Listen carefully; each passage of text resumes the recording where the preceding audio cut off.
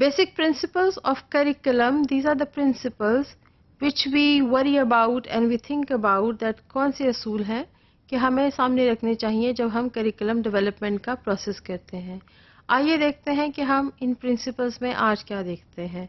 Remember that we have been asking this question right from the beginning that what kind of educational purposes a school should seek to attain, यानी वो कौन से objectives हैं जो एक school को attain करने के लिए एजुकेशनल प्रोसेस के ज़रिए कोशिश करनी चाहिए। हम देखते रहे हैं कि मुख्तलिफ तरह की इंफॉर्मेशन हम हासिल कर सकते हैं और हम ये डिसाइड कर सकते हैं या सजेस्ट कर सकते हैं किस किस्म के ऑब्जेक्टिव्स करिकुलम में शामिल करने चाहिए। आपको ये भी याद होगा कि हमने मुख्तलिफ सोर्सेज ऑफ इंफॉर्मेशन देखी जहाँ पर हमने कोशिश की कि हम कुछ इंफॉर्मेशन कलेक्ट करें लर्नर्स से and by studying learners themselves. We looked at contemporary life issues and aspirations of the people in contemporary life, and then we suggested certain objectives. Then we looked at subject specialist reports and commission reports of subject specialists, and then said that these are the kind of objectives we can include in the curriculum. The fourth was the philosophy of learning which a country, a nation is following, and it can be used as an important source for suggesting objectives for curriculum development. Fifth source of information is use of psychology, and here what I mean is psychology of learning and how this knowledge can be helpful in further selecting the objectives which we had gathered from the sources, 4 sources in the beginning, and this is the fifth source of information जहाँ पर हम further sifting और selection का process कर सकते हैं और final फैसला कर सकते हैं कि कौन से ऑब्जेक्टिव्स करिकुलम में शामिल करने चाहिए। Again, certain questions, and these are the same questions we have been asking, that what educational objectives should school try to attain? How many objectives a school should try to achieve or can achieve in an educational year or an academic year? And then how many objectives should try to achieve? कितने हम हासिल कर सकते हैं, कितने objectives हमें हासिल कर लेने चाहिए एक एकेडमिक ईयर में, ये वो तमाम सवालात हैं जो हमें खुद से पूछने चाहिए और हम बीइंग एजुकेशनिस्ट पूछ सकते हैं। Now, important suggestions about the objectives, हमने देखा पहले भी कि हम ये चाहते हैं कि एक तो ऑब्जेक्टिव्स का नंबर बड़ा ही कम होना चाहिए। हम नहीं चाहते कि बहुत सारे लातादाद ऑब्जेक्टिव्स हम शामिल कर लें जो एक एजुकेशनल ईयर में हासिल नहीं किए जा सकते। बिल्कुल इसी तरह से हमें ये भी देखना है कि वो ऑब्जेक्टिव्स हम सेलेक्ट करें जो कंसिस्टेंट हों और एक दूसरे को सप्लीमेंट करें और इम्पॉर्टेंट ऑब्जेक्टिव्स हों। हम हर छोटे और बड़े ऑब्जेक्टिव्स को शामिल नहीं कर सकते। We have to ensure that we have a limited list of objectives. They should be clear and concise, and then they should be consistent with each other, and they should not be in conflict with each other. These are the things which we worry about again and again while we are conducting the process of curriculum development. Next important question is that how to eliminate unimportant questions.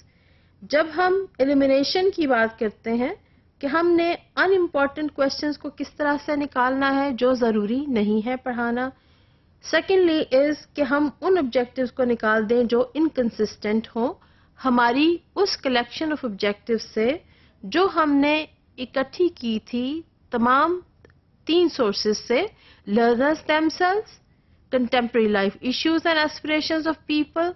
Third was from the reports of subject specialists.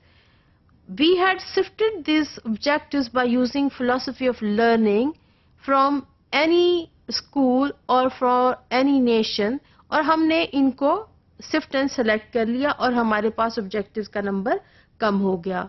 सो ये सवाल हम फिर से उठा रहे हैं जब हम फिलोसॉफिकल नॉलेज के बाद लर्निंग साइकोलॉजी को इस्तेमाल कर रहे हैं अपने ऑब्जेक्टिव्स को फर्दर सेलेक्ट करने के लिए। आपने देखा कि पहले स्टेप में जब हमारे पास 3 सोर्सेज से इंफॉर्मेशन आ गई, मैं रिपीट कर रही हूँ, information was from learners themselves, from contemporary life and from the subject specialist reports. हमारे पास एक हेट्रोजीनियस ऑब्जेक्टिव्स की कलेक्शन आई और इस फर्स्ट स्टेप में हमने क्या किया, स्कूल फिलॉसफी को हमने एज ए स्क्रीन इस्तेमाल किया और हमने देखा कि वो ऑब्जेक्टिव्स जो हमारी फिलॉसफी के साथ कॉन्फ्लिक्ट करते हैं या हमारी फिलॉसफी के साथ मैच नहीं करते, हमने उन ऑब्जेक्टिव्स को यहाँ पर एलिमिनेट कर दिया। लिहाजा ये ऑब्जेक्टिव्स हमारे से बिल्कुल फारिग हो गए और अब हम इनको इस्तेमाल नहीं करना चाहते। So we have simply cut them out. Now we are left with the selected objectives which are in line with our philosophy of education and philosophy of the school. Remember, we are using school philosophy or any nation's philosophy as one of the screen in this case, and we are saying that this can serve as one of the sieve that we can select the objectives of our choice and then we can discard the rest ones.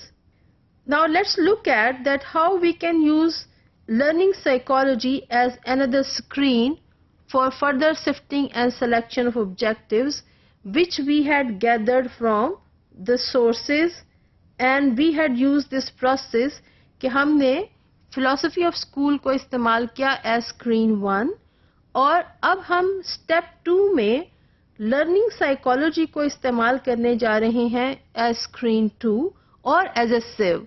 हमने एक छलनी की तौर पर इसको इस्तेमाल किया और अगेन हमने उन ऑब्जेक्टिव्स को निकाल दिया जो कंसिस्टेंट नहीं थे लर्निंग साइकोलॉजी की नज़र से, और हमने सिर्फ उन ऑब्जेक्टिव्स को अलग कर लिया जो फिजिबल हैं या जिनको हम अटेन कर सकते हैं, and they are consistent objectives which can be achieved in a school year.